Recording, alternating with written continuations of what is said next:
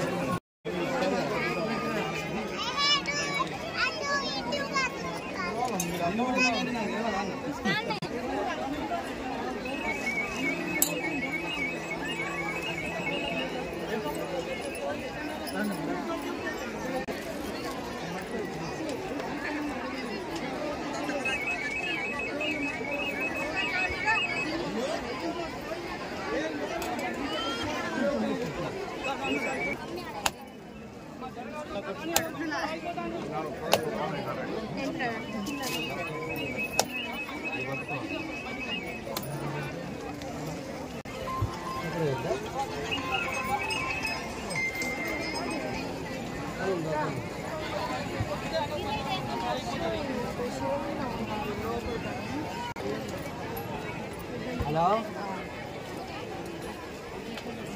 Hello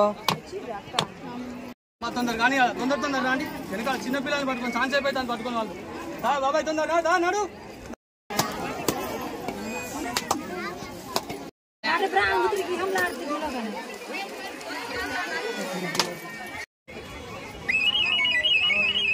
ఆగా మా photo తీసుకోండి. ఎంతమ్మా ఇది?